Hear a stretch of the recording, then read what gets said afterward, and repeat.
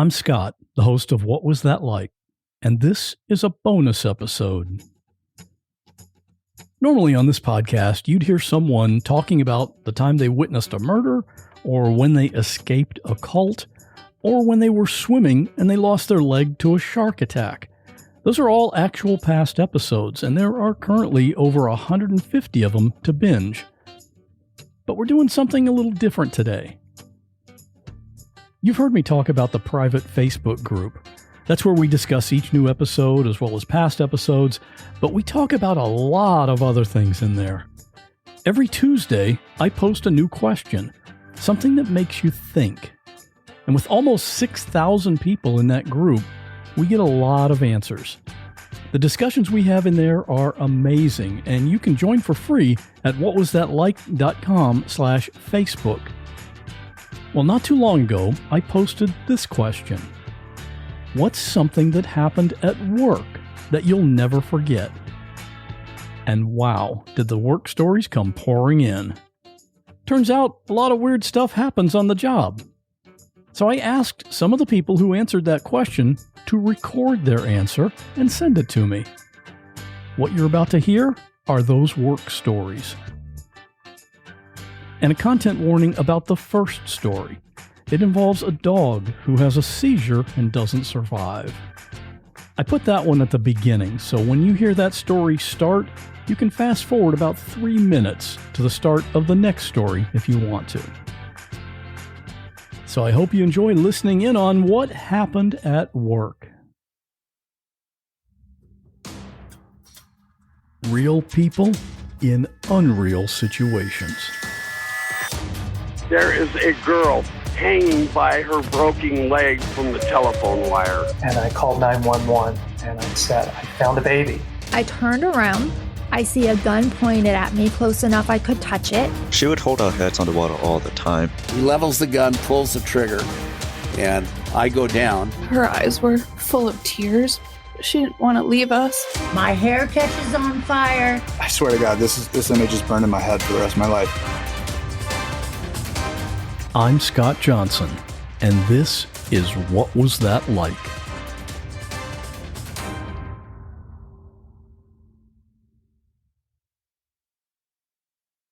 I have worked professionally with dogs for over 10 years, and unfortunately, the kind of crazy things that happen with dogs can often be really traumatic. So you're going to run into, fights or injuries or health emergencies, just all kinds of stuff that is not fun to deal with. And at the time this happened, I was working at a dog daycare and boarding facility, and I was the shift supervisor, which meant that I was in charge of the whole front end of the building. So, answering the phone, dealing with customers, doing the dog baths for daycare that day, doing laundry, etc. I'm stretched thin. All my employees are in the back with their dog groups or otherwise, busy doing something that they can't leave. And I have a Great Dane in the bathtub doing her regular bath that I've done a million times. And as I towel dry her, she goes into a grand mal seizure. And I just felt so helpless because she outweighed me. I couldn't do anything to help her. And I will never forget, the sound she made. And I was just in a panic because I didn't want to leave her. And I've seen plenty of seizures as a pet professional, unfortunately. But usually the dogs are small enough that you can kind of hold them and keep them still and just make sure they're safe while this thing is happening. And obviously, I can't pick up or hold a Great Dane that outweighs me. And so I call, in a panic on the little radios we have, can someone please come out and help me? I need somebody to come help me because there's nothing I can do. And this girl says, oh, I can come. And apparently she's on her lunch break and she has a few minutes left. And she comes out and she helps me get her out of the tub and onto the floor and onto some towels. And we call her owners and they come get her. And we find out later that she has several more seizures on the way to the emergency vet, and she didn't make it. I had never been told that this dog had epilepsy. I wish I'd known. It makes you really think, did I do something wrong? Is there something I could have done differently? But I just didn't have all the information. And the most appalling part was that the girl that came out to help me had the audacity to complain later that she didn't get to finish her lunch. And I just, this dog that we knew and loved died, and she's worried about a couple of minutes of her break. And I don't get it. So just do your best to be kind and compassionate, especially with service workers, because you never know what they've just had to deal with. Something that happened to me at work that I will never forget is one day in 2021, August 5th, 2021 to be exact, we had a staff meeting. And it was the first day that everyone in my department had been back in the office all at once since our department had shut down due to COVID, and we were all working from home. So everyone in the office gathers in the conference room for this meeting, and we were all asked to wear a mask. And there were about 15 people tops in this meeting. The person leading the meeting was my supervisor, and she starts by saying, "Before we get started, we have a new face in the room, so let's all go around the table and introduce ourselves." So everyone in the meeting is looking around because we're all thinking, who is new? And so my supervisor looks directly at me and she says, "You must be new. Welcome." Everyone looks shocked, laughter erupts, and everyone said, "She's not new." And mind you, the person leading the meeting was not only my supervisor, but I had been working there since 2019. So it was going on 4 years that I had been in the same department. I was sitting about 2 people down from my supervisor who was leading the meeting. I could reach out and touch her just to give you an idea of proximity. So after all eyes were on me, my supervisor clearly was embarrassed and she blamed it on her cataracts and then follows it up with, "You look so different without a face." Needless to say, we all got a good laugh out of that, but I was still pretty shocked that she could not recognize me with a mask on. My story takes place in the late 70s when I was about 18. My mother was a manager of 3 convenience stores, and I happened to work at one of them on day shift, and this is where my story takes place. The layout of the store is when you walk in through the doors, first thing are the aisles of groceries, and then beyond that, along the back side of the store is the deli counter, and attached to that is the counter with the cash registers. And behind the cash register is where it is the bank of coolers, which has milk, juice, and the like. And between the deli counter and the bank of coolers is a swinging door to the back room. And the swinging door has a circular cutout about 5 feet up from the ground, and it has a 2-way mirror. At this particular evening, my mother had asked me to come in and show the 2 new girls, one of which was her very first night working there, to come in and show them how to clean the meat case and take apart the slicer and clean it and put it back together safely. I'm showing the one gal on how to do that, and the brand new employee happened to be working at the register. A male customer had come in, and she was waiting on him. I could hear her say to him, "No, I can't do that. No, I can't do that." And I happened to look up, and she was waving me to come to her aid. So I walked up there. As I started to say, "Yes, can I help you?" this guy had put a gun up to my face and said, "Open the register or I'll blow your brains out."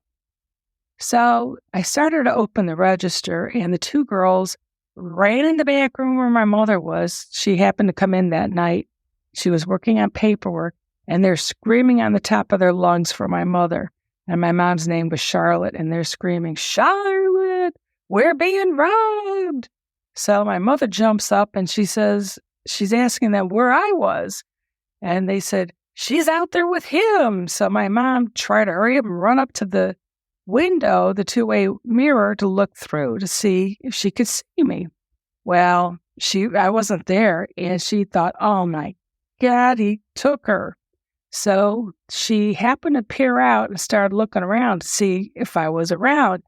And it just so happened that I had already darted off to call the police because it was real quick. He'd come in and he grabbed the money and he was gone. So I was already on the phone calling the police, and the police had come in and we were making a police report. And the police had asked me for his description and had also asked me to describe this gun. It was this little handheld gun, wasn't all that big. And I described it and I told the police, I says, "Well, I doubted. I wasn't sure if it was real or not." And he said, "No, regardless, you did the right thing. You opened the register. You did right." Also, I have to tell you that in the register, there is this slot where there is a dollar bill that's folded in there. And once this dollar bill is removed, there is a electronic connection made where it is supposed to have the video camera started up to take videos. Well, I thought, oh, okay, well, they're going to get this video, see this guy and what have you. Well, it turns out the video camera didn't work. Something happened. So as it turns out, both girls still stayed working there. And I was there for a while too, until I moved on to my other careers. I was working at McDonald's. It was one of my first jobs. I was between the ages of 16 and 19, we'll say, when this happened. I don't remember exactly how old I was, but I was managing, and a woman and her sister came in. Her sister came running out of the bathroom and said that her sister was having a seizure in the handicap cell. So she had fallen and she had hit her face on the wall, and she had blood gushing out of her head and her nose. We called the EMTs. When they got there, they realized that the stall door was locked, and unless we wanted them to destroy the door to get to her, one of us needed to crawl underneath the stall to let them in. So I did that since I was in charge at the time, and I was about 6 inches away from this woman's face with her eyes rolled back and blood all over the floor, and it was traumatizing. We let them in. They got her out. I went back into the bathroom to clean up, and I had noticed that her purse was hanging on the back of the stall door. And so we contacted her family, and her sister came back in, grabbed her purse, and said that she was doing fine. In this story, I'm 16. I'm in the middle of a trial period as a grocery worker, and I have just climbed a ladder and been trained by a fellow employee on how to change a furnace filter. Now, to kind of set the scene, I'm on top of a walk-in freezer. It's a big metal box, and to the right of us is another big metal box, which is this furnace. I'm going to change these furnace filters, but between one big metal box, the freezer, and another big metal box, the furnace, is a sea of ceiling tile. And what we have to bridge the gap are 2 2x4s, and they're sitting on top of the freezer. And on the furnace, there's this ever so slight little ledge. Picture it like a window ledge. It's like 3 inches wide, and the wood is just resting on it. There's no screws. There's nothing holding it in place. And so it's really nerve-wracking. I walk across, change my first filter, and then you have to walk backwards without being able to see where you're going. You're just making sure that each foot is on the piece of wood, because if you miss, you're a goner. Well, I changed all the filters. I'm on my last one. I'm done. And again, it's really nerve-wracking. So I go to turn around. I want to walk forwards this last time, and I take one of my feet from the board, and now both my feet are on one board. And consequently, it teeters just a little bit, and now I've lost my balance. I reach up into the rafters. I'm trying to grab a beam or anything, but there's nothing there to grab. I am on my way down. And this is where every science class you've ever taken snaps into your head, and I decide I need to make myself as flat as possible to reduce my center of gravity and the effect of my feet going through the ceiling. And they do, right through the ceiling tiles. But I didn't go all the way through because of my arms, and I'm sitting there only being supported by those little metal support beams, and I'm starting to feel them slowly dip down, dip down, dip down. And I'm like, I need to get off this ceiling because this thing is going down. And I still don't know how I did it, but I picked up my whole body and just threw it back onto the freezer. I remember landing, turning around and picking up the ceiling insulation and pulled it up to look through the new hole that my feet had just made to see my manager, who said, "Nice of you to drop in. Are you okay?" And I said, "Yes." And as I looked, I could see that I would have landed on a big table that was used by the butchers to cut all the meat. And I'm really glad I didn't land on a giant table full of knives. To this day, I'm still a little hesitant about heights. Back in around 2001, 2002, I was working as a caseworker for the government in a big office with around 100 other co-workers. One day in December, we were all called into the conference room for an announcement. We all assumed that it was going to be about Christmas coverage. We got to go home early those days. The manager stood in front of the room and informed us that one of our supervisors, and I'll call her Mary, had been arrested that day for stabbing her husband to death. What I learned from the grapevine was that she had discovered that her husband was having an affair with a coworker at his job, and she had made phone calls to that husband's job and asked the managers to fire the girl. She had tried to run them over in the parking lot one night, and I guess he was about to leave her and their 3 children. One of them had severe autism, and she went downstairs, grabbed a kitchen knife, came back up to their room, and started stabbing him about 12 times. She lost an eye in the struggle, and his mother, who they lived with, also who rushed in to intervene, had also been injured. But here's the kicker. She was in jail for about a month, and she got bail and came back to work, albeit it was in another office, and got to keep her job as a supervisor. And she went to trial. She got a year of jail time, then arranged to take a leave of absence so that she could come back to her job in a year. And they actually, at the other office she went to, they threw her a going away potluck lunch. We were all floored by it, and it really split the office in two. Some people thought that she only deserved a year, and other people thought that she should have been in there for a lot longer. I was of the latter group. Quick story about something that happened back when I was working security at an annual music festival back in 2016. I had just come off of a 12-hour shift, and they had a buggy driving around to pick up guards and take them to where they needed to go. And I was being taken back to sign off with another guard. We stopped so that they could check on some others who hadn't finished work yet. And there was this young man standing there looking very glassy-eyed and intoxicated, and he was looking into this bush, and I'm suspicious, and he notices me looking at him, and he points to the bush and he says, "There's a horse in there." And I thought, okay, sure there is. So I kept watching him, and next thing I know, he leans over into the bushes and he pulls out this pink toy horse head on a stick.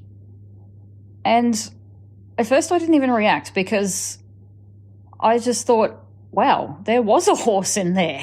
And then I just had to laugh. I work in an office setting. We have about 30 people in this office, and we meet about once a week to go over our schedules and our workloads. This one particular meeting, it was mentioned that one of my coworkers was going to be going on paternity leave. And he was actually going to be starting his leave in the next day or two because his wife was getting ready to have a baby. We were all really surprised. We did not know that his wife was pregnant. And we told him if we had known, we would have thrown him a shower or gotten them a baby gift. And we all felt really bad about it. But he just sort of brushed it off and was quiet about the baby, which was unusual for this particular person. So we all go back to our cubicles, and about 10 minutes or so later, we all received an email.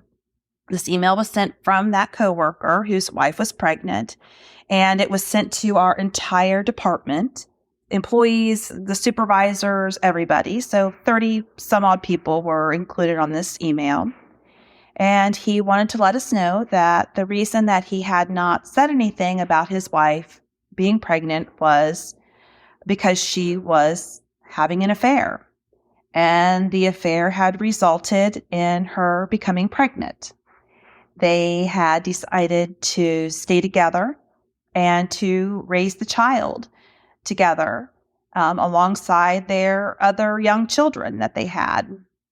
And he just went into some detail about how it was a bad circumstance for him and, he was sorry that he had not let us know, but that's what was going on in his life. So you can imagine the amount of messages that went on back and forth after we all received the email. I actually ended up replying back to him privately and just mentioned that I knew it was a bad circumstance that this child was being born under, but I had to give him some credit for allowing this child to be in his life and raising it.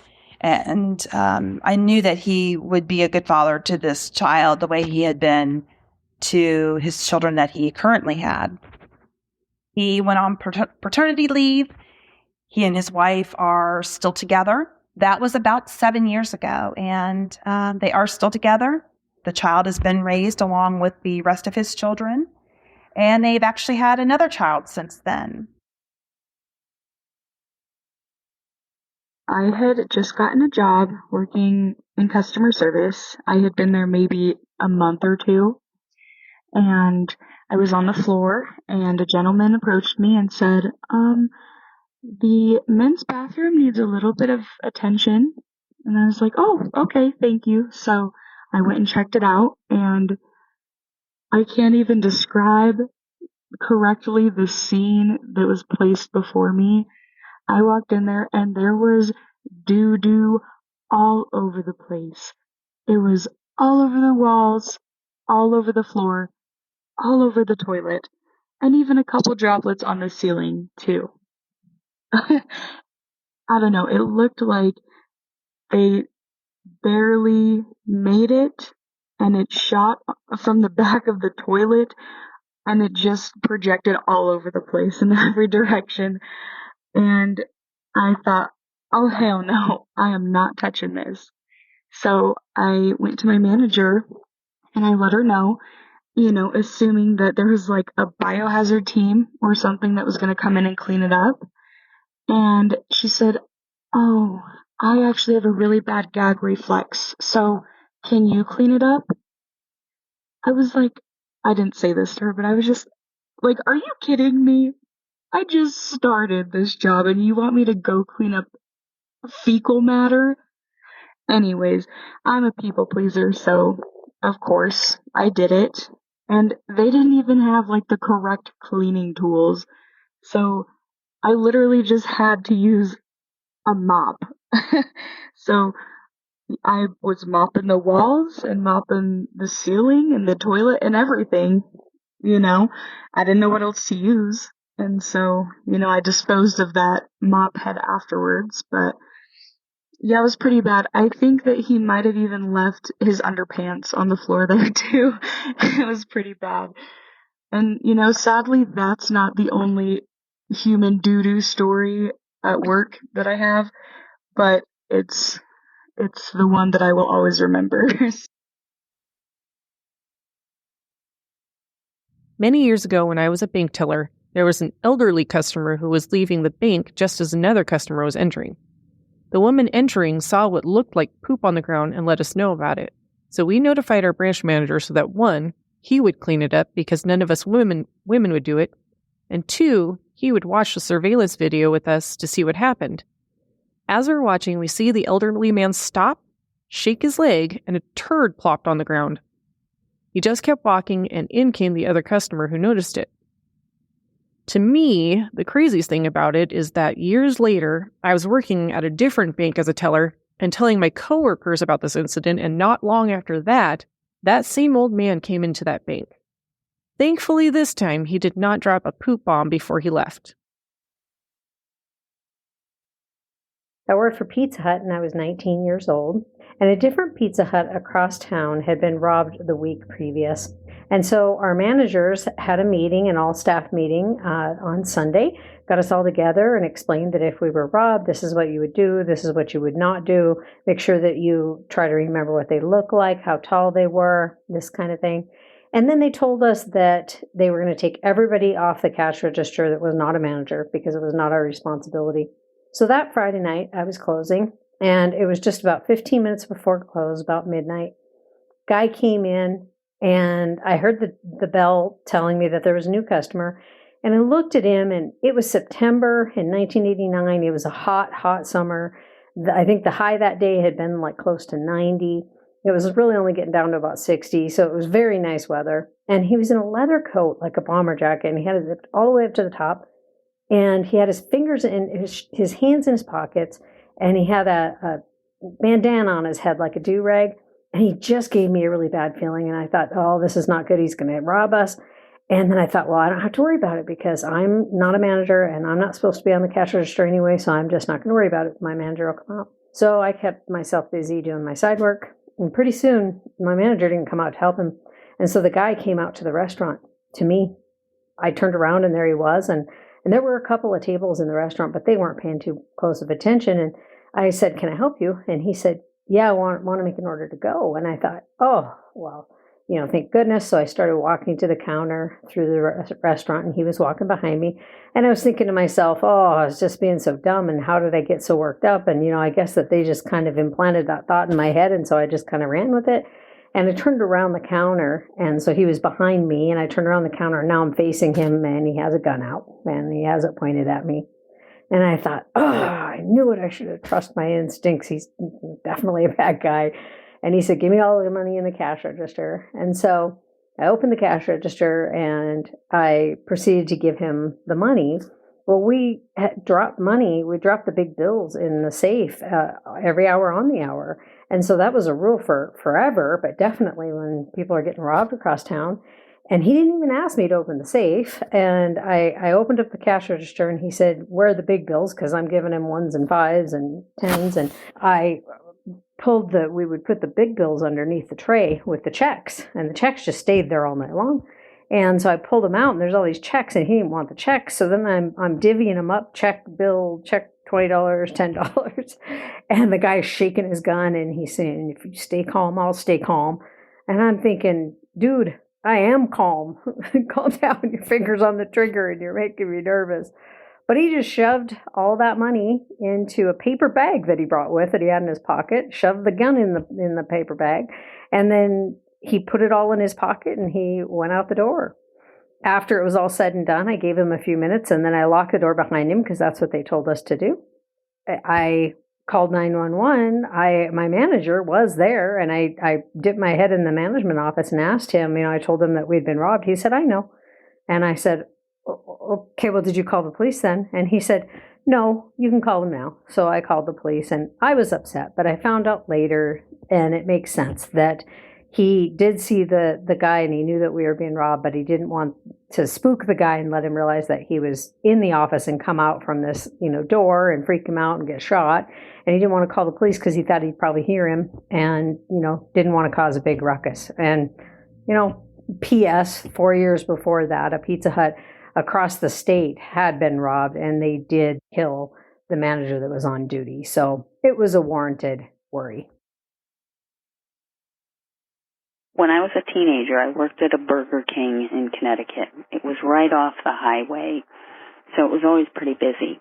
And one time I had a carload come up and order food through the drive-thru. They drove around to pay. It was two parents and a child in the back.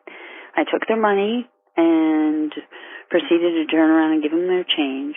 Went to grab the food for them, and they had the whole thing with fries, burgers, a milkshake, I believe, and sodas. So I turned around with the food, and they were gone, totally gone. They had just drove off, paid, but did not get their food. And I have a feeling it was because their child was crying in the back, and it was so close to the highway that once they got back up on the highway, they probably realized they didn't have their food or whatever and just didn't bother coming back. And it was an eye-opener for me.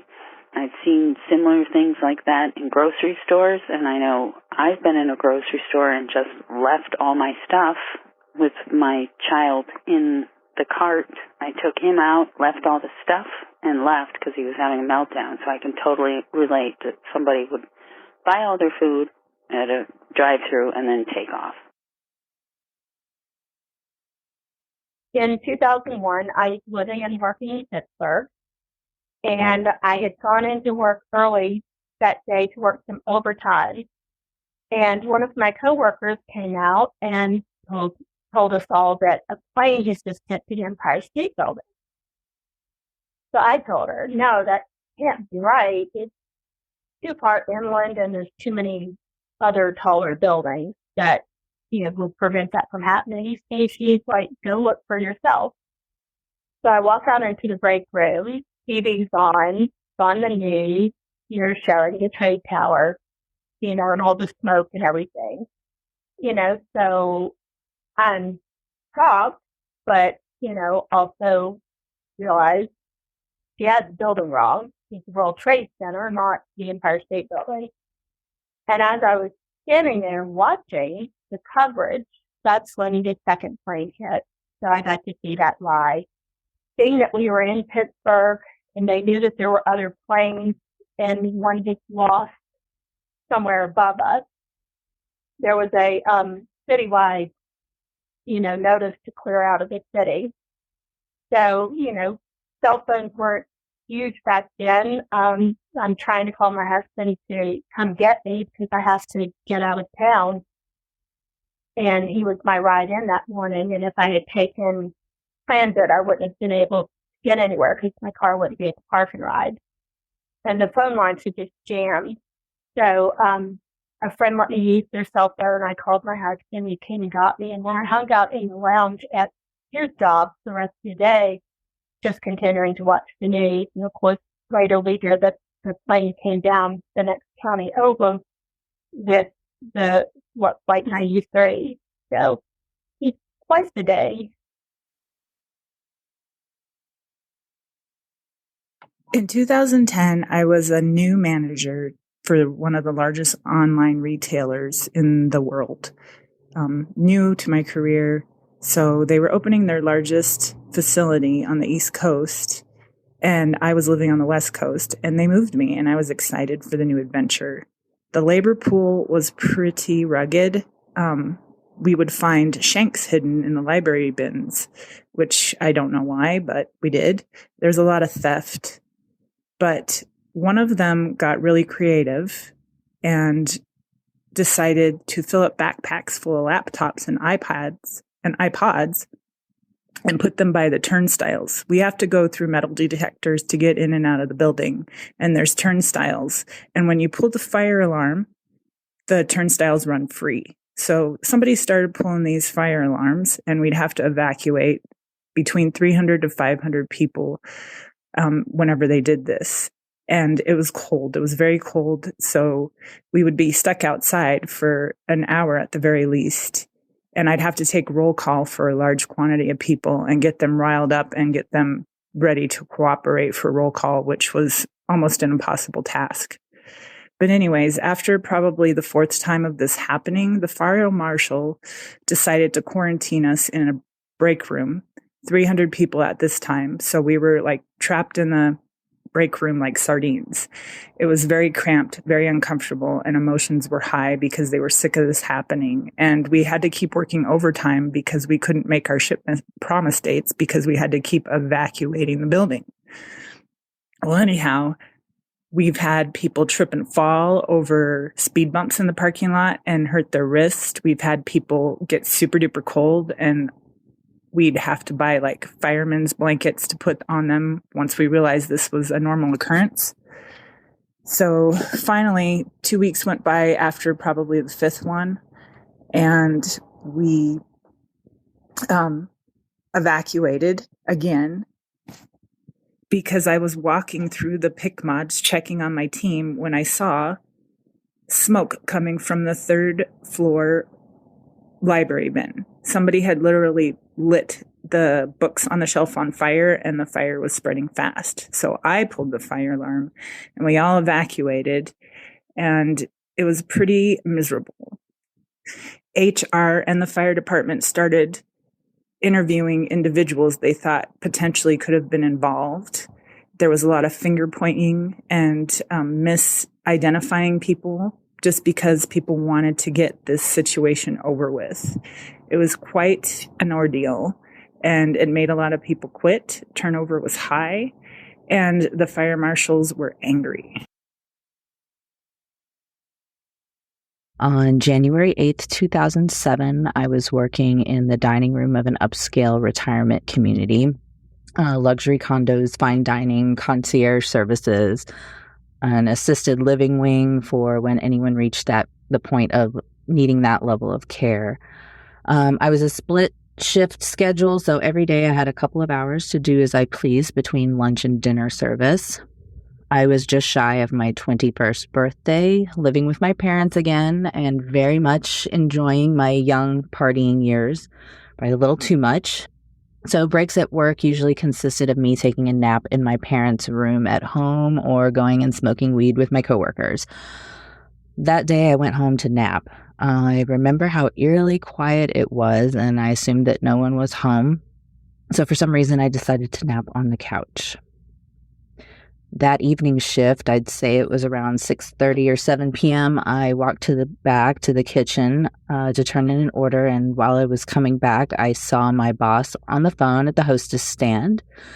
He was partially obscured by a wall, but I could hear him using comforting language with the person on the other end of the line. As I approached, he turned to me with a look on his face like he had seen a ghost, and he slowly handed me the phone and said, "I'm so sorry." It was my mom calling to tell me that she had just returned home from work to find my dad's body in the bed right where he was when she left for work that morning. It was then that I realized that some sort of divine intervention had occurred to make me nap on the couch that afternoon. I collapsed on the floor and remember the sound of my own screaming more than anything else. A few of my coworkers helped me into the office where I had a proper breakdown before arranging a ride home, and my boss told me to take as much time as I needed. Upon my return a few weeks later, I parked in the employee area that faced the back of some of the condos, and I heard a woman scream as I was walking in, and I looked around to find that a resident had jumped from his third-story balcony. He had advanced cancer, and his girlfriend was out of town, so I guess he took that opportunity to end his own suffering. I watched him take his last breaths as we waited for paramedics to arrive. Not surprisingly, I had a mental breakdown on the job shortly after that and ended up taking an extended leave of absence from which I never returned. But it's all good because I took a job a few months later and met the love of my life as soon as I sat down at my desk, and we've been together ever since. Now, the story of how I married and divorced a bank robber is somewhere in there. I'll have to save that for another day. I used to work in a mall shop that was an electronics store. It was one of the many chains that would eventually get bought by GameStop, and we had a real problem with roaches. It was nasty. There were roaches of all different sizes and breeds and varieties. I've never been in a place so roach infested. And I happen to have a buddy who used to be a manager there. So I asked him one day, I was like, did you have a lot of roaches there? And he said, oh, you don't know, do you? Yeah, you know what? Before it was that store, it was a hot dog place. Not a very good hot dog place, but man, it was a place that sold hot dogs and I guess other stuff, French fries, whatever. But the guy that owned it closed one night and then just left, and he never came back. And so what happened was nobody really did anything until they could rent the space out or I guess figure out what to do with it. But the neighboring stores started really complaining to the mall office about the smell. They said there was something awful. It just reeked. And when they finally opened the place up and went in, they discovered that, oh yeah, he did just walk away one night and didn't empty out the stock room. All the stuff in the fridge, all of that was just there and had been rotting for months and was infested with bugs. It was really nasty. I'm glad I wasn't there for that. But what I was there for was one of our store managers, in one of his more lucid moments, somehow convinced somebody to be able to do bug spraying in our store. And so there was one night after close where they came in and they did their thing and they sprayed all over the place. And I came in the next morning to open the store and I stepped into the back room and I looked over and the door leading out the very back of the store was covered entirely, top to bottom, in roaches. All dead. It was a literal carpet completely coating the door of roaches that had run to escape the poison and then just died on the door. It was the nastiest thing I've ever experienced, and I hope I never experience anything like it again. I'm an expat Canadian based down here now for 18 years. And this story goes back to Calgary, Canada in the year 2000. I was working for a technology company back then. And I arrived to work one morning. I was a bit late. I can't quite recall the time of year. I believe it was September, October, but I was arriving to work and went to pull in the parking lot and it was all blocked off by the police. There were emergency vehicles there. There was a marquee tent in the field across from our office. It was all taped off. The police were marshaling people, allowing most people, or pushing most people back, but allowing us to get into the parking lot. So I went into work and no one seemed to know what was going on. And about an hour later, a group of us were called into the boardroom by the CFO of the company at the time. And he sat us down and explained to us that it was one of our engineers, a female engineer in the company that had been murdered outside in the parking lot. We were in absolute shock, of course. It turns out it was her ex-husband. And from what we gathered as time went on, he'd sort of hidden behind a car in the parking lot. And when she pulled up to work, he pursued her and she ran across the street into the open field trying to get away, but he tracked her down and unfortunately she was killed. And this particular story really stayed with me a long time because this particular morning I was a bit late. Most days I would arrive based on my standard commute to the office by, let's say 10 to 8 or something like that. This day, I think I arrived about 8:15. I'd stopped to do something or something. I remember something had held me up. And I arrived a bit after when I normally did. And this really stayed with me because I often thought to myself, what if I had driven and come across the scene with her being pursued? At the time, I was driving a big Range Rover that had a big metal bumper bar on the front.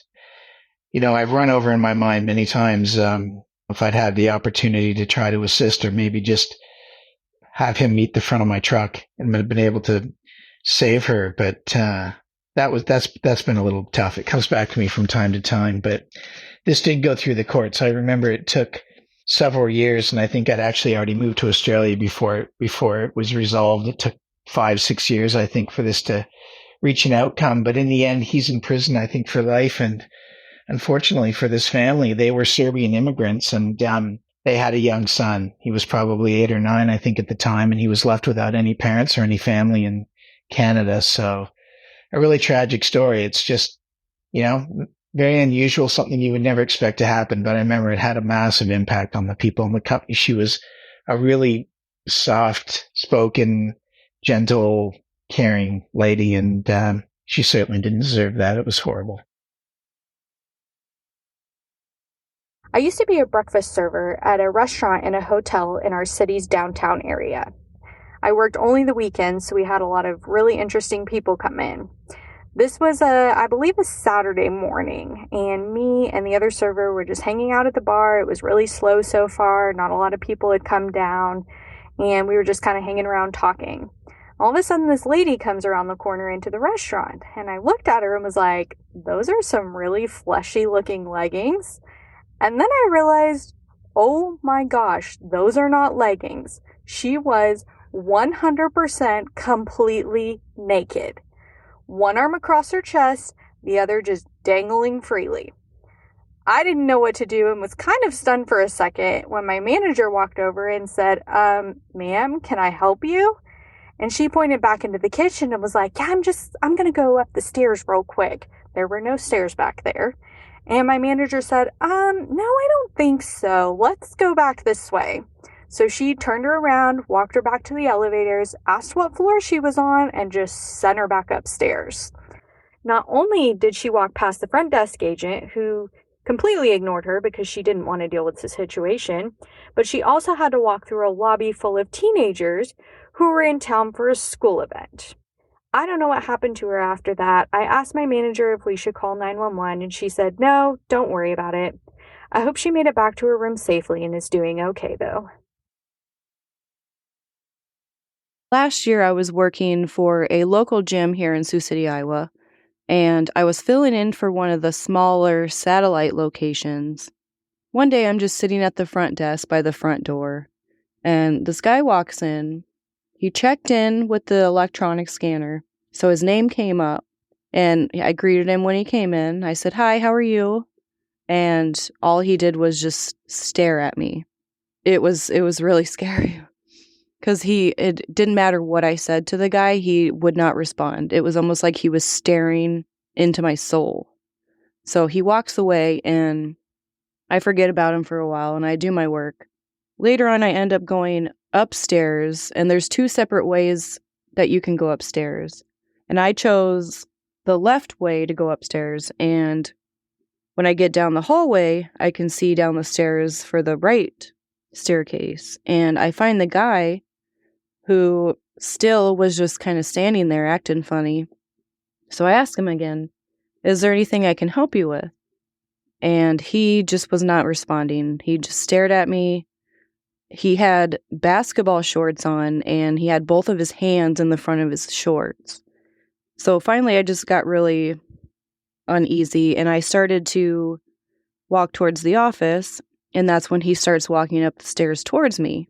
I'm getting the keys out of my pocket, and I managed to get the door unlocked before he can grab me, and I slammed the door in his face. I was pretty freaked out. I didn't know what to do. I was there by myself. So the first thing I did was I called down to the main location, and I had my supervisor at the time come down and try to help me. Anything she was saying to the guy, he was just kind of arguing.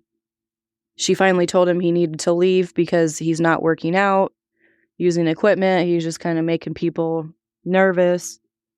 At that point, he started to get really angry and was saying that it was because he was black that we wanted him to leave. So he's standing inside the gym by the front door. He lights up a cigarette, and he's just standing there, still yelling at us like we're racist or something. So we end up calling the police, and when the police show up, it took him a little bit to get him outside because he was so crazy. After talking with him, they basically came back in and told me that there was nothing they could do because mental health is a real problem around here, and they basically just let him go on his way. Well, I didn't hear anything for a good 2 weeks until word got passed around, and finally his membership was terminated, so he wasn't allowed back. And then we all find out that this guy ended up he was arrested for multiple robberies, armed robberies in this area, and was just actually convicted of, I would say, 7 to 9 charges just a few days ago. So where I thought maybe he was going to try to physically attack me, rape me, I had no idea. But then to find out that he actually had a gun on him, it's terrifying. Nobody really checked to see. So, I mean, anything could have happened. And I was just lucky to be able to get in the office when I did. In the last 10 years of my finance career, I had a team of mostly young women in various stages of getting married and having children. I jokingly got the reputation of being the manager with the most finance babies born in that 10-year period. I'll never forget the day that one of the women went into labor in the office. She had the foresight to have an emergency kit with towels and plastic bags in her desk.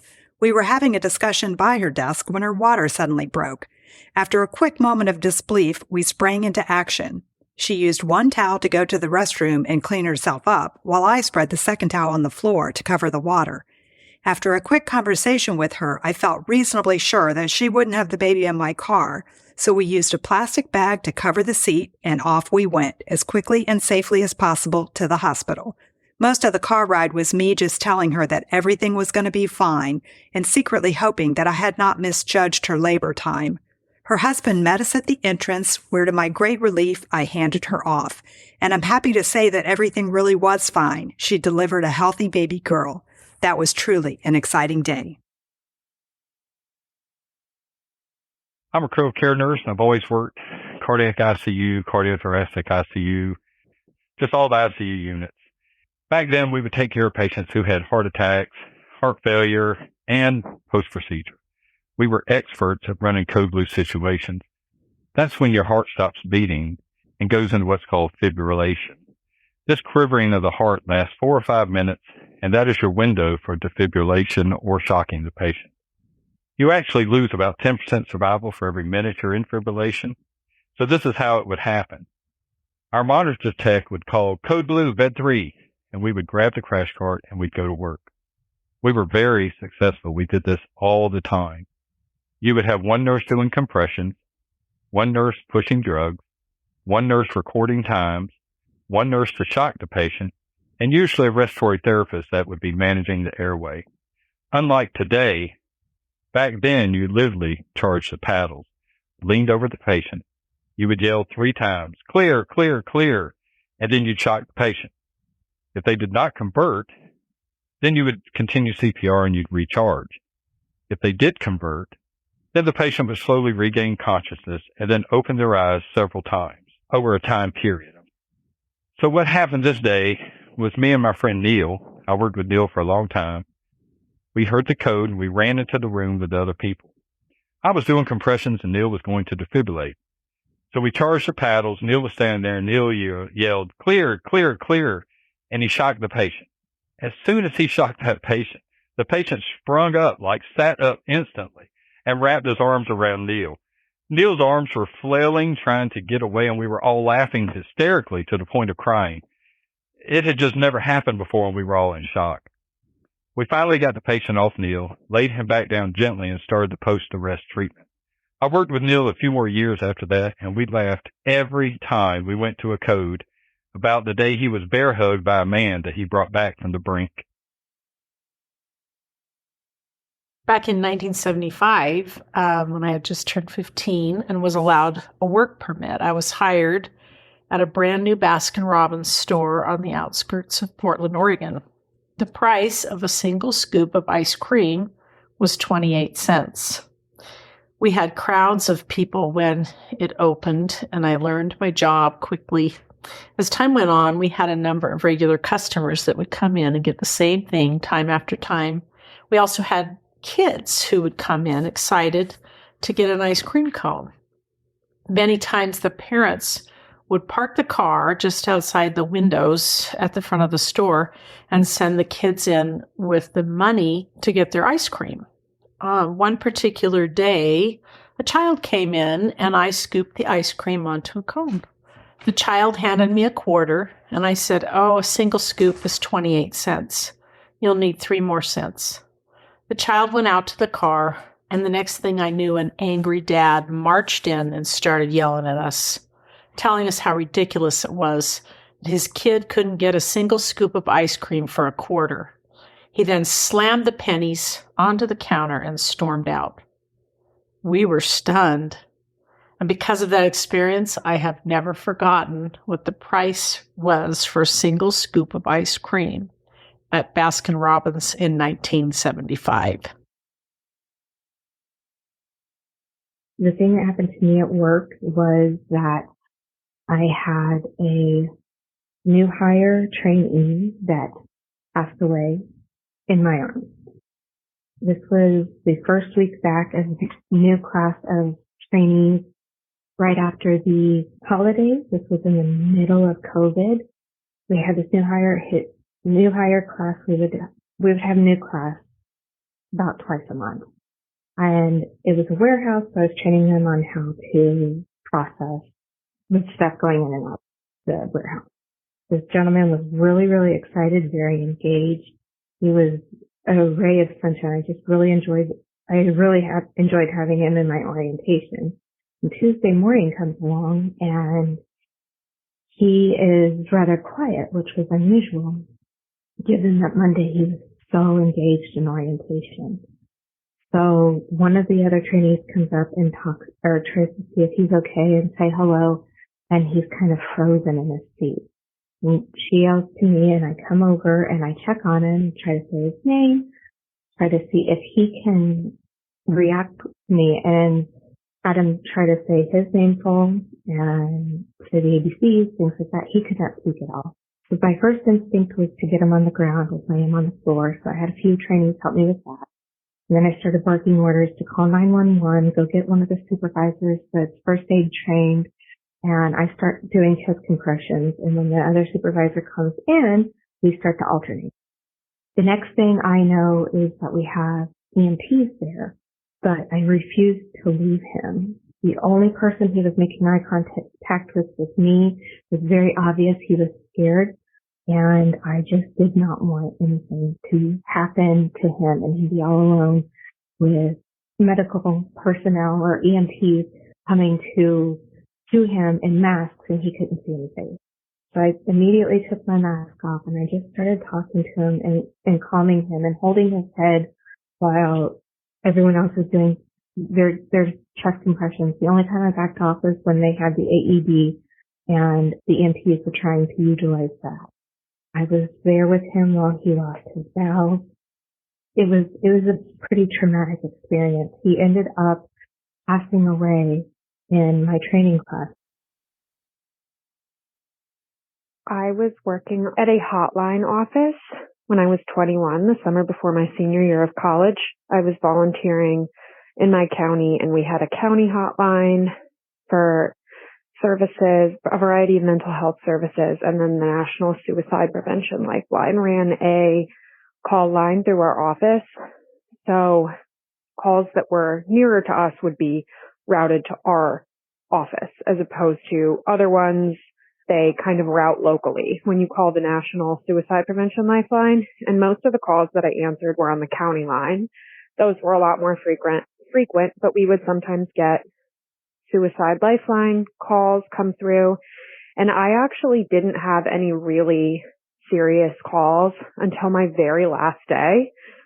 I had a few calls, one or two of which I had to send intervention for, but never super urgent, never any really serious attempts, more mild attempts, but medical assistance was necessary or mental health assistance was necessary. And this was years ago now, 9 years ago. But my last day, I got a call where she was in really, really severe crisis, and it was a really intense call, and went actually well over the time that I was supposed to even leave. So I never really ended up finding out what ended up happening because she ended up hanging up. And then I subsequently sent intervention. If there was a serious attempt, you could uncover the caller information that was normally covered up on the line to keep things anonymous, which is what we would do unless intervention needed to be sent and it was really an emergency. So I actually never ended up finding out what happened, and that was a really kind of intense way to leave a position where I had not had to ever really have a serious emergency. I had been there for 2 months. And what's actually kind of ironic, I got sober 2 years after that, and I woke up in the middle of the night and ended up calling the county line. It was like the only resource that I could think of as someone to talk to. And I have been sober for 7 years after calling that same hotline where I worked and asking for resources. My name is Rachel, and I'm a mobile dog groomer. I drive a truck and a trailer from one client's house to another, grooming their pups in the trailer right in front of their house. And I love my job, and so do my 2 little dogs who get to come to work with me every day. I was working in a town about 40 minutes from my house one morning and got a notification on my phone that there was a severe thunderstorm warning for both the town I was working in and my hometown. I had just finished grooming the dog that I was working on, so I brought her back inside to her owner and mentioned that I wasn't sure if I was going to be able to get through all of my grooms on the schedule that day because the storm was supposed to be severe and maybe even produce hail. And thunderstorms and hail are really loud inside of my grooming trailer, and most dogs are pretty scared of them, so it's not usually very safe to work on those days. So I left that client's house and began heading to my next stop when the rain started coming down really, really hard. So I decided I'd have to go ahead and reschedule the rest of my day. Less than 10 minutes into my drive home, that severe thunderstorm became a tornado that no one had seen coming. It wasn't on any of the radar, forecasts, nothing. I was still at least half an hour away from home, and traffic had slowed to a complete crawl because of the highway flooding and the rain coming down so hard you couldn't see 20 feet in front of you. And I was having to swerve around semis that had taken refuge under the overpasses because they couldn't see where they were going, so it wasn't safe for them to drive either. I could see the funnel cloud forming literally right next to the driver's side of my truck. It looked like it was matching my speed, and I was doing my absolute best to hurry on to the nearest exit, and I was trying to be able to get off that exit and drive in the opposite direction to safety. So I'm struggling to see an exit, and then the streetlights start actually exploding behind me. Each one would make a giant popping sound and then a burst of light. And of course, because of that distraction, I missed my exit and had to keep driving right alongside the funnel. And then, at that point, the streetlights were literally twisting off halfway up like celery. I thought I was going to die. My entire rig was being thrown around the highway by the gusts of wind, and I was barely driving 10 miles an hour because of the complete lack of visibility. But I finally saw an exit advertising a motel and took the exit. So I pulled my truck into the only area in their parking lot that was long enough for it to fit, ran around to the back door to grab my dogs, and all out ran around the side of the motel to get inside, and I didn't even stop to lock the truck or anything. I barely made it inside, completely soaking from head to toe, holding my 2 dogs, who were also soaked and terrified, and in the middle of a massive panic attack, when the tornado passed right along the parking lot of the motel. There was water rushing into the lobby where several employees and 2 young girls and their parents and myself were riding out the storm. And I'm pretty sure I really freaked out those little girls with my bursting in there in full-on panic mode, so I was trying really hard to hide it and talk to them about puppies instead.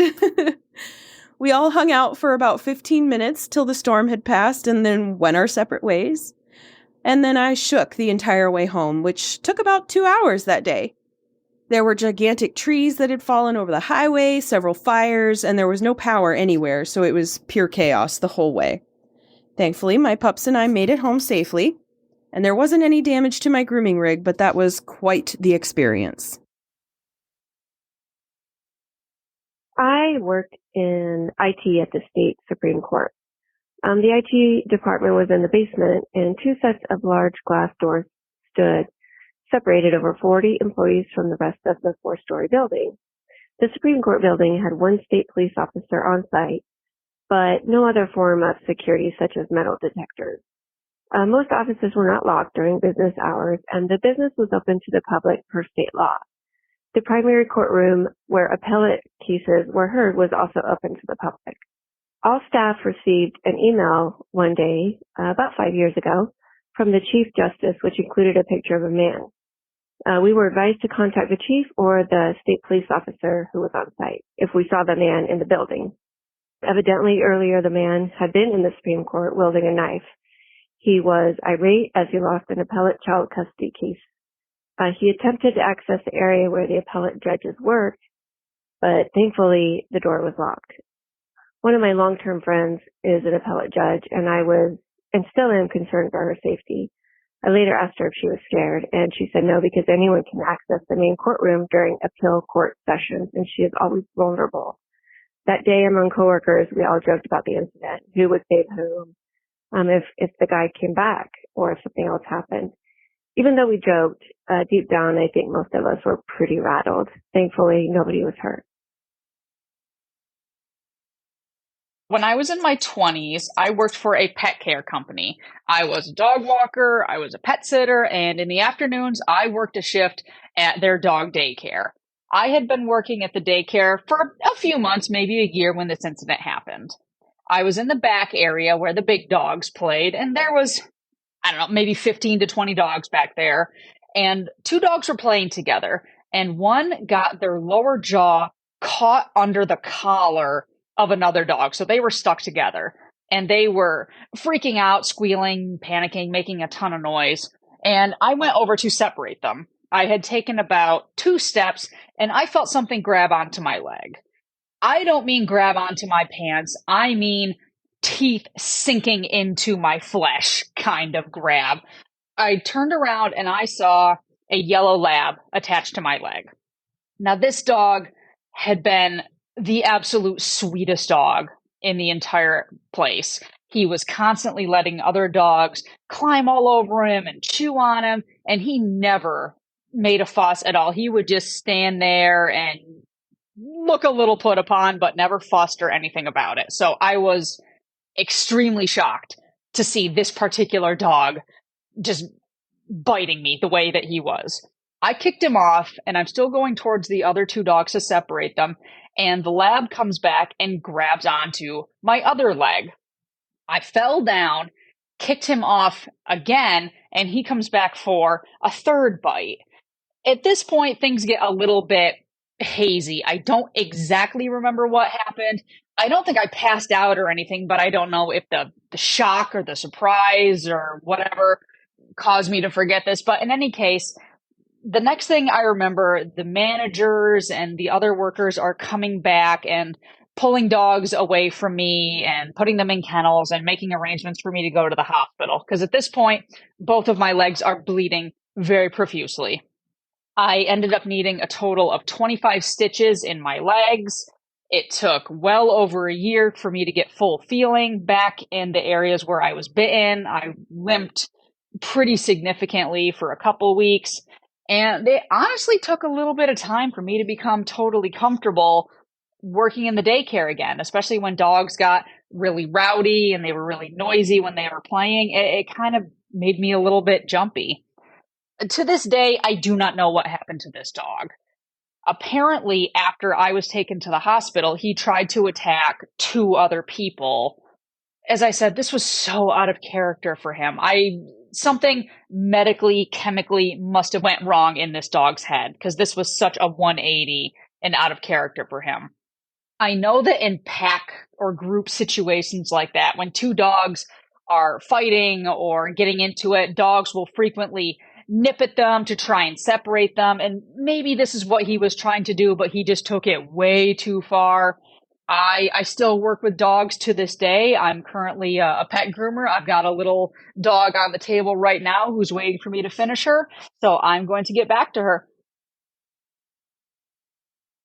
I'm a baker in the food service industry, and years ago, I worked for this very prestigious private university in Austin, Texas. There was a new boss, and he was always rooting for the underdog, to the point that he literally hired people right off the street. Now, it's really sweet that he wanted to help people, but it never worked out for us. Here's an example. One day, this guy showed up to work, high as a kite. He looked like he hadn't bathed in over a week. He had greasy hair and this holey shirt that honestly looked like it was stained with urine. With wild eyes, he told me to be careful, that the CIA was after him and that the whole place was bugged. The bakery was situated right behind the sandwich station, and I watched in horror as he made himself a sandwich with his filthy hands. He then hopped up on the checkout counter with his bare feet, hopped down, and hit the ground running, sandwich in hand. The head chef and the manager came bursting through the door a few minutes later. They'd followed him over from the other kitchen on campus. Apparently, a guy hopped up on meth can get places 3 times faster than 2 chunky guys in a golf cart. There was no way they were ever going to catch him, and he never showed up to work again. Did I mention that all of this happened on the guy's day off of work? Mine happened to me about, almost 10 years ago, I would say, at Starbucks when I worked there. So I was working a regular shift, and at the particular store that I was at, we only had a single restroom to use. Men and women had to use the same restroom, and it was polar opposite to the entrance of the store. So if you wanted to use the restroom, you had to walk all the way through the store, past the registers and everything to get to the restroom. And the restroom did have like a dividing wall to separate the lobby and the restroom area.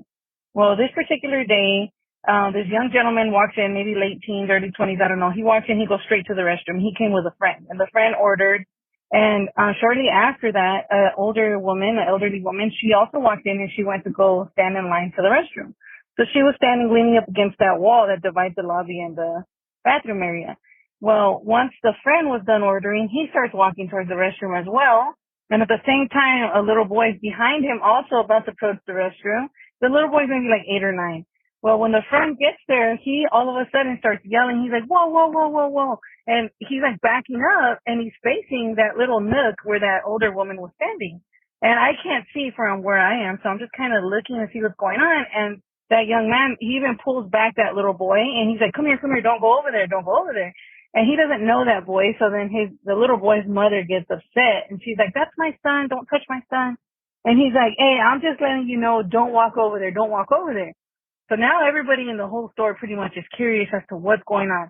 So right at that moment, the original guy that went into the restroom, he opens the door, and when he looks over to his left where that lady was standing, he also like exclaims like, oh, what? Like screaming and backing up. He even starts running a bit.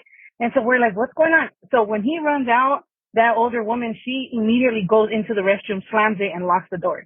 And so she's not answering the door, obviously. She's not coming out. And so I finally approached that whole area to see what's going on. And unfortunately, I guess the older woman, maybe her stomach was upset and she didn't make it. And so she decided instead of, she really had to go. And so she ended up pulling her pants down, and she just had like major diarrhea on the wall and on the floor in that little nook area. And so that's what surprised everybody. And that's why that other guy didn't want that boy to see that. And yeah, it was really embarrassing for her, obviously. And, she was in the restroom for a long time. And I called my manager, and my manager laughed and laughed for a long time. And then afterwards, she advised us to call hazmat to help us clean it. So needless to say, yes, I had to close the lobby. I had to ask everybody to leave. The woman finally came out, and unfortunately, she was mortified, and she just had to bolt through the whole entire lobby, walk all the way through. And, we ended up calling hazmat, and they cleaned everything up. And we closed the store, and then we opened up, shortly after, and that was it. I mean, I felt really bad, but that was my crazy story, is horrible diarrhea in the lobby. I was an EMT for our county ambulance service in Colorado. At the time of this incident, I had only been an EMT for about 3 years. Our county is small enough that chances are you are going to come across people that you are related to or people you know. At the time, we were considered a paid volunteer service, meaning we were paid per ambulance run, but we volunteered our time. February 1995.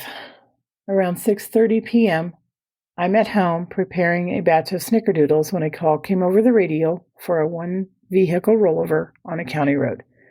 They needed 2 ambulances, so I tell dispatch I am en route. I met my partner at the ambulance garage and we proceeded to the scene. The road is very washboard-like and hard to drive on. As we get on scene, there are numerous first responder vehicles already there, bright lights illuminating the chaos to my right. There are crews working on one patient who is pinned under the pickup door. She was not wearing a seatbelt and was thrown from the vehicle. I took the other 2 girls and proceeded to get their names, vital signs, and IVs started. When one of them told me her name, my heart sank. Her sister was the driver, and she was the one who was pinned, and her father was an investigator for our sheriff's department. We knew this family. My patients were cold from the crisp February air, and it was difficult to get an IV in either one of them. However, I eventually did. They were able to extricate the driver out from under the pickup and took her to the ambulance in front of ours. As we were headed to the hospital, I could hear the medic in the first ambulance giving report to the hospital. We are coming in emergent with a 16-year-old female trauma core, meaning she is not alive. I knew her sister would know that medical term, and I did not want her to hear it. I looked up at my partner, and he knew exactly what I was going to say and turned down the radio. My patient asked about her sister, and I told her that she was in the other ambulance, and they were doing everything they could to help her. We reached the hospital, and there were already many law enforcement people there to support the family. We handed off our patients, and as we were finishing up, they told the parents that the driver did not survive. I will never forget the scream that her mom let out, saying her name and screaming no. We had a stress debriefing that night at around midnight. Not sure that it helped at the time. I stay in contact with the mom and my patient. I can honestly say that she is the first patient to thank me for helping her. As for snickerdoodles, the thought of them brings me back, and I have never made them or eaten them again. I will never forget this scene of the accident. It is forever burned in my memory, including the way the road felt when we drove on it, the smell of the dirt from the road, the lights, the chaos, and her mom. My daughter was the same age at the time. It was truly heartbreaking.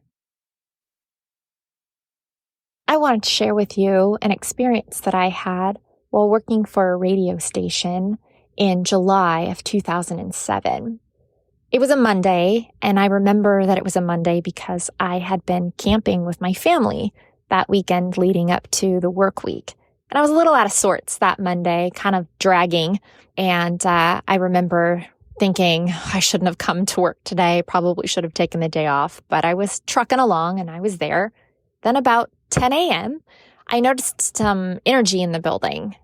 Coworkers had started walking to this far side of the building, and I couldn't see what was going on from my desk. So I got up and sort of followed along to see what was happening.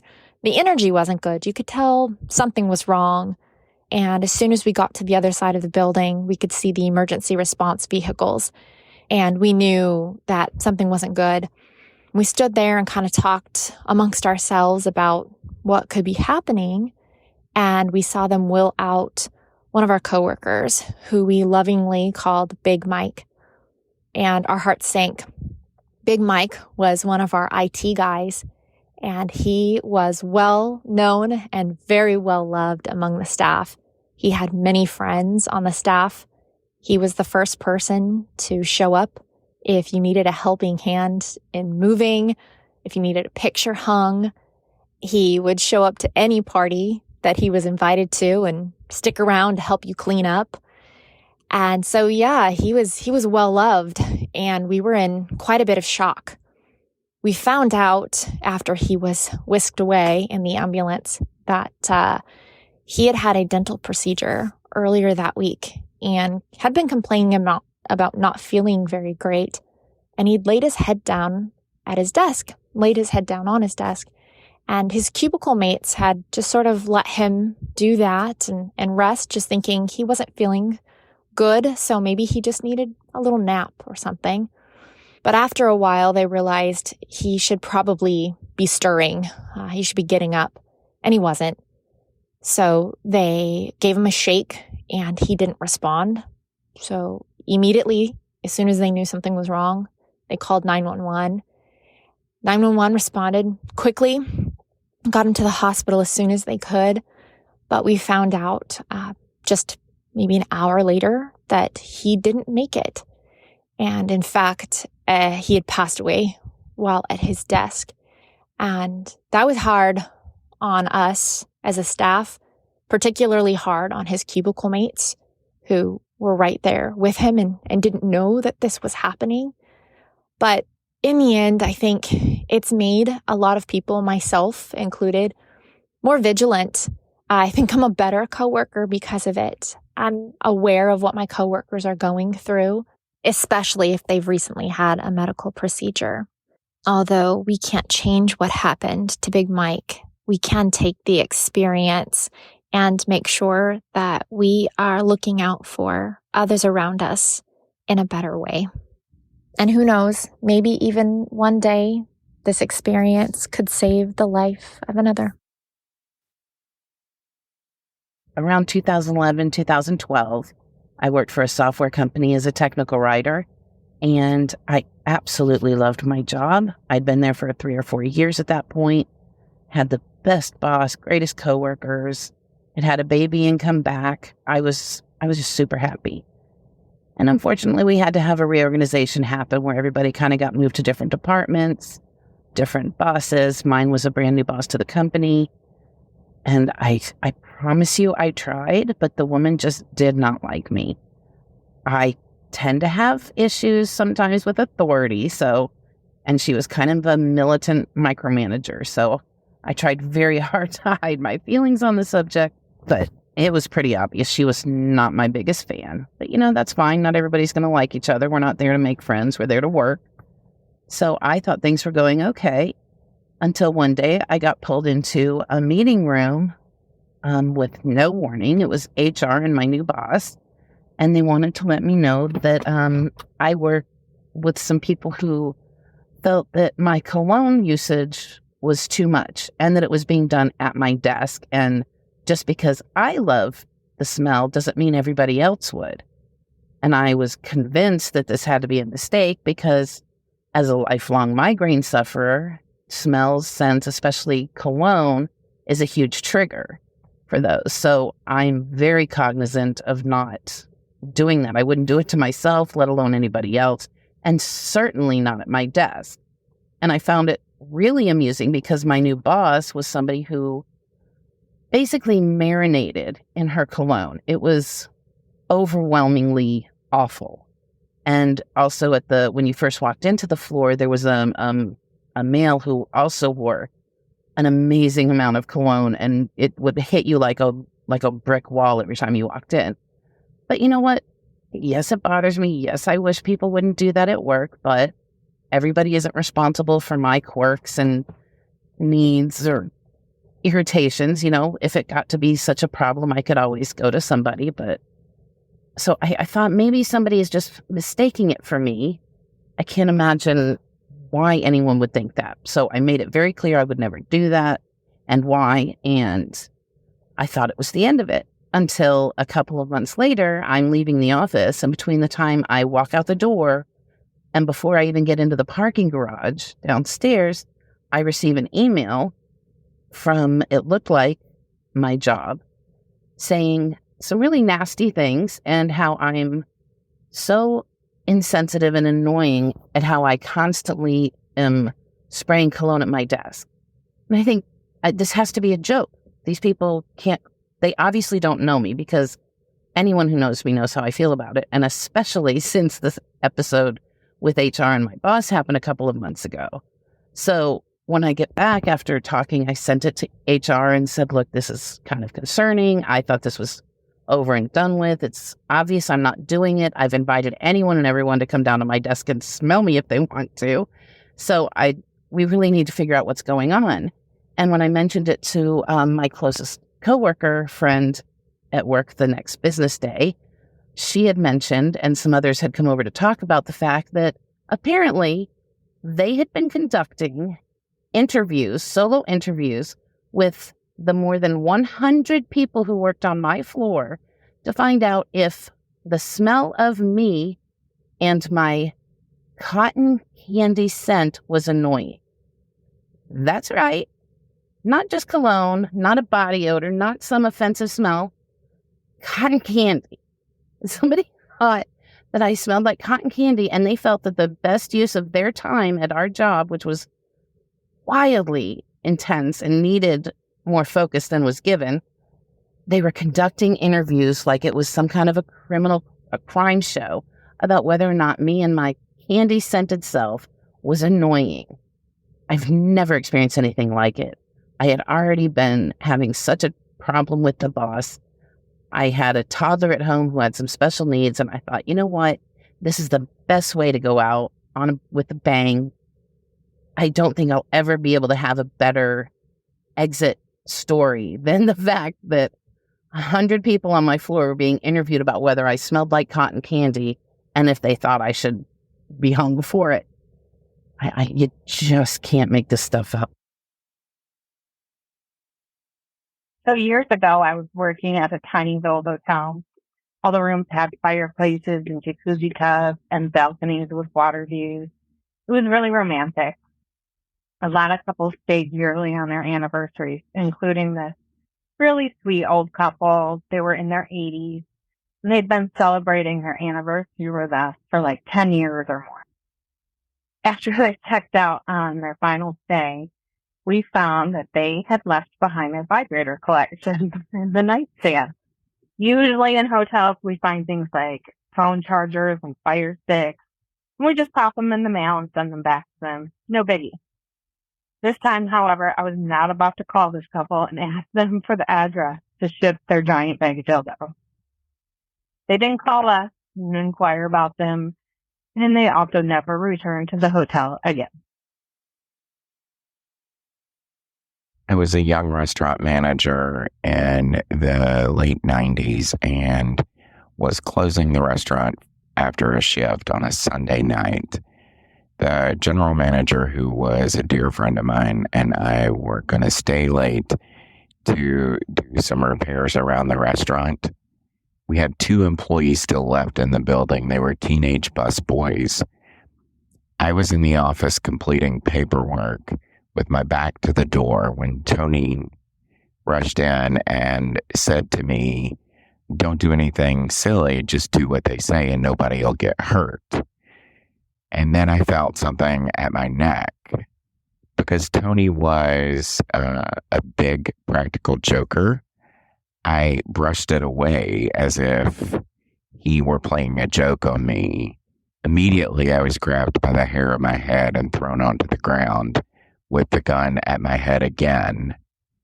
The gunman at that point had us all on the floor in the office and asked Tony to open the safe. Tony had always had trouble with the safe, so he said, "Lane, open the safe." When I got up and began turning the dial on the safe, I braced my arm on the desk to the side of it, and it was immediately knocked down with the butt of the gun. I got the safe open and was thrown back to the floor, at which point they had Tony get up and fill a bag with the money in the safe. After that, they had ripped the phone cords out of the phones in the office and hogtied me with my hands and legs behind my back. I thought they had done the same to Tony at that point, and I thought we were at the end of the ordeal when one of my busboys started crying, and the gunman said, "You think this is funny?" and pointed the gun at him. Being very protective of my staff, I yelled at him that he had gotten what he needed and he needed to leave because he was scaring my employee at that point. He put the gun to my head, and then the next thing I knew, they had walked away. We didn't know that they had left at that point because they had blocked the door with one of the busboys. When we gave it a moment. I asked Tony if he could get loose, and he could because he had only been tied with my necktie with his hands behind his back. We pulled the busboy into the office and then immediately tried to figure out how to call the police, which we were able to do on the fax phone. I was extremely scared and realized at that point that I probably should have just kept my mouth shut the entire time. The funny incident that happened to me at work was when I worked in a doctor's office. The staff got to know each other pretty well as it was a small practice in the country and the turnover was pretty low. Piper, the receptionist, was very vivacious and personable, and the patients loved her. We were having our annual flu clinic, so I was very busy seeing patients every 10 minutes, and Piper was greeting a lot of people as they arrived for their injection. In walks Seth, a big, burly, sweet man, and Piper glances up from her desk, and the next chart in front of her was a patient named Dick, so she mistakenly greets him with, "Hey, Dick, how's it going?" He politely corrects her and says, "My name is Seth." Without thinking, she replies, "Well, you look like a dick." She wasn't being disrespectful. It would have been as if she accidentally called him Tim, and she would have said, "Well, you look like a Tim." I ran out of the room and bolted upstairs with the medical assistant on my heels, trying to stifle our peals of laughter. We made it to the top and giggled like children. Piper apologized profusely, and Seth was a good sport about it and chuckled. The poor medical assistant had a hard time giving him his injection without cracking up. It is something I tease her about when I occasionally run into her. From 2001 to 2007, I worked as a marketing coordinator at a sales office. This was before everybody had a camera on their phone, and I was in charge of the office digital camera. In 2005, my boss got a divorce, which caused him to have a classic midlife crisis. He got a sports car, a new wardrobe, and a much younger girlfriend. One day, he called me into his office and told me to bring the camera. I went in, and he told me to close the door. He then asked me to take pictures of the back of his head, particularly his bald spot. He needed photos to send to the hair plug company before he had his treatment, and I guess he didn't want to ask his girlfriend for help. I took the photos, and he had the procedure. As part of the aftercare, the hair plug recipient must wear a hat for a month to protect the plugs. He declared that month was casual November so that he could wear a baseball cap to the office and he wouldn't stand out. I left shortly after this, so I don't know how successful the hair plug procedure was or if he stayed with the new girlfriend. My name is Ashley, and I was born, raised, and still live in a region of West Virginia that's part of the Ohio Valley. But in my mid-20s, I spent a year or so in Nashville, Tennessee. And during my time there, I worked as a preschool teacher. So one late afternoon, during a thunderstorm, the power flickered a few times, which, normal. Right after that, the sky kind of just opened up and the biggest pieces of hail I'd ever seen in person came down. My particular classroom had a door that led to the outdoor play area, and it literally sounded like someone took a 5-gallon bucket full of big ice cubes and threw it directly at the door. Super loud and violent. Then the real fun started. The tornado alarm started going off. Now, having lived in the Ohio Valley my whole life, I was not familiar with tornado sirens or the actual real threat of tornadoes. We had fire drills in school, and that's it. So I kind of froze in fear at first. But some of the most precious little 2-year-olds came right up to me and said, "Miss Ashley, it's going to be okay. We just have to sit in the hall." These poor children were so used to this event. The assistant director of the school even came directly to my classroom first to make sure I was okay because they knew I had this fear of being in a tornado situation. So I followed protocol after pulling it together and led the kids out into the interior hallway where we had to take crib mattresses from the nursery and prop them up over the kids who were sitting against the wall. Fortunately, nothing touched down near us, and other than some parents arriving late due to traffic because of the storm, everything was okay. What I'd like to share is that one day, when I was a young lawyer, many years ago, I had a job with a large international law firm headquartered in Manhattan. On that day, I felt very good about myself. I had received praise on my work from a client who had praised not only me, but told my boss. And that is rare, and I was thrilled. Had kind of dreams in my head thinking about things that I would do with my life, how my successes would build, and I was really spinning quite a daydream. I took the train into Manhattan, and I got off the train, and my office building was about 10 or 12 blocks from the train station. So I got out of Grand Central, and I walked up Lexington Avenue toward my office building. And I was in such a great mood that even though it was drizzling rain, I was looking in shop windows. I started singing a song to myself in kind of a low voice because I had my umbrella up and I figured nobody could hear me. And so I walked on toward my office. As I approached my office building, which is a huge glass building, well, it's not all glass, but the bottom floors have huge plate glass windows and doors, I looked up to see myself walking toward the building. And around my ankles was my slip. My half slip had fallen down to the ground, and I must have been slopping through it all the way down Lexington Avenue. What to do? I simply stepped out of my slip, picked it up, and put it in my briefcase, and proceeded up to the 33rd floor to start my day. About 20 years ago, I worked as a housekeeper in a hotel. The stories I could tell you about the people and the things that they left behind. Some cool stuff and some really gross stuff. Needless to say, I didn't work there long, and this is one of the reasons why. I found a dead guy in one of the rooms. I had just started my shift and was talking to the receptionist, and a gentleman came down the hall to get some coffee. I remember remarking to her, "Man, he looks like crap."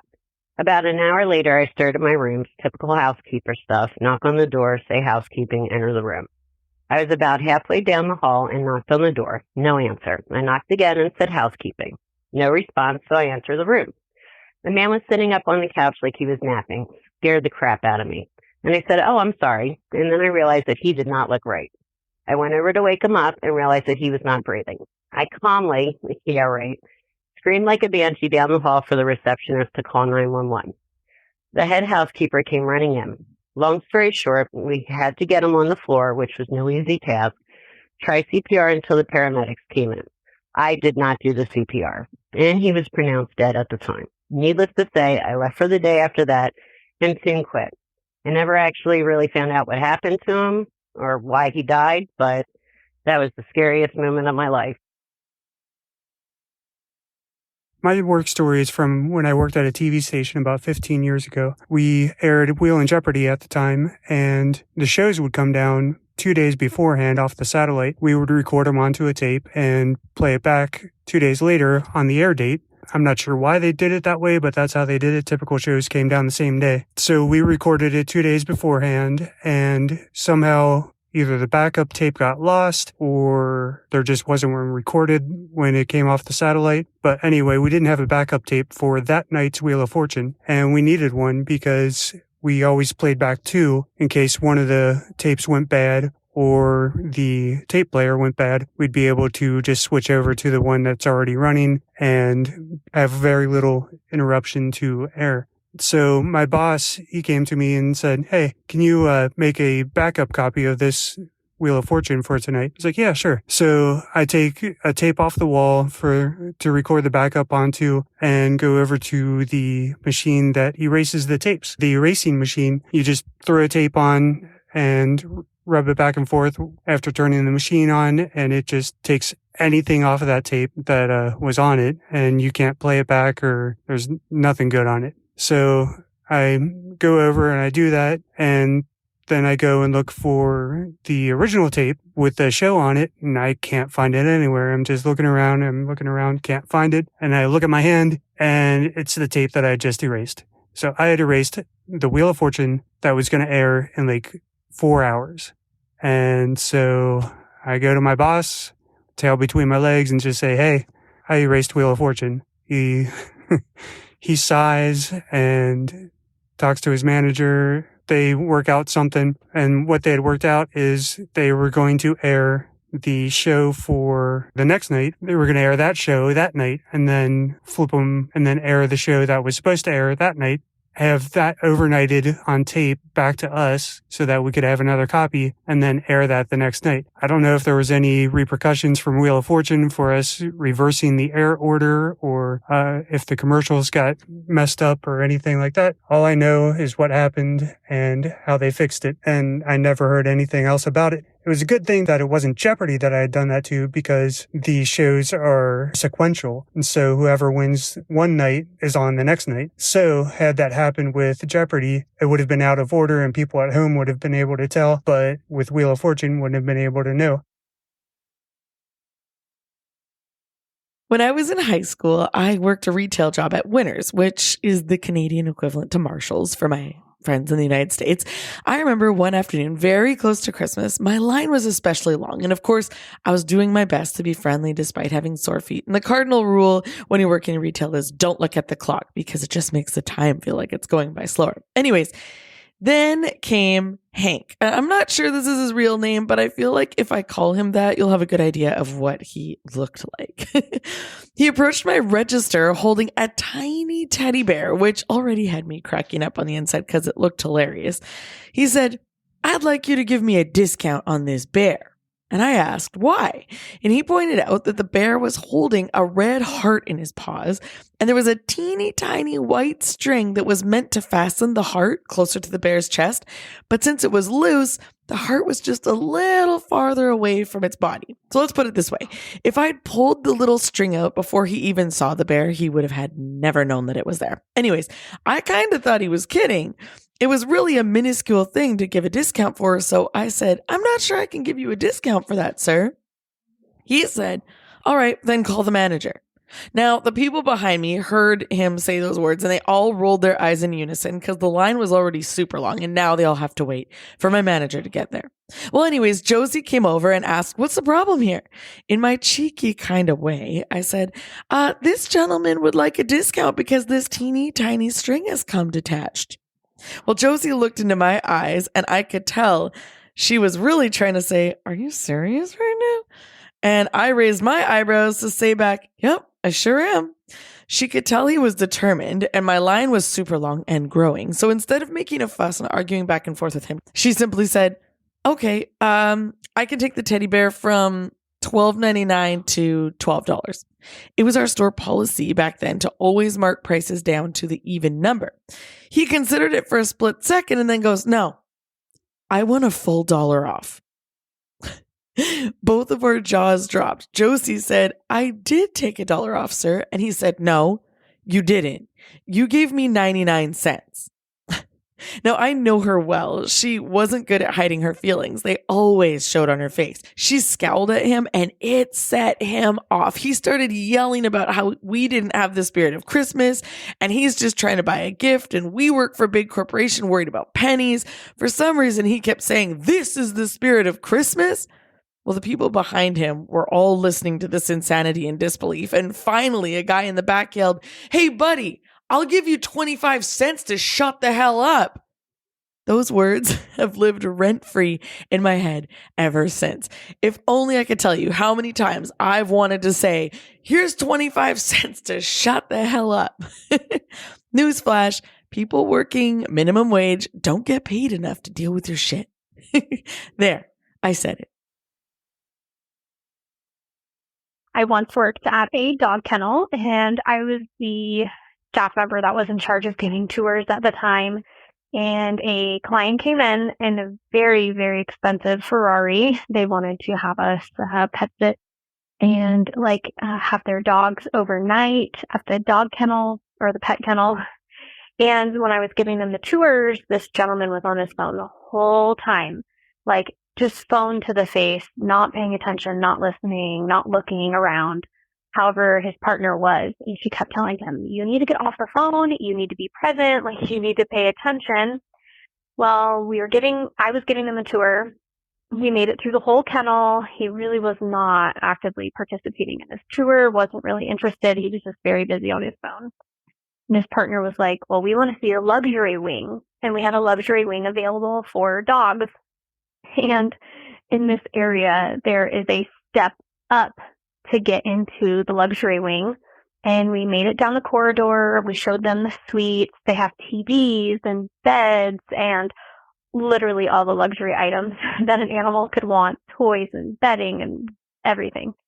At the end, we were walking back down the corridor out of the luxury wing, and now this step that they stepped up onto, they have stepped down. He had his phone in his hand, and he was still on that phone, and he said, watch your step.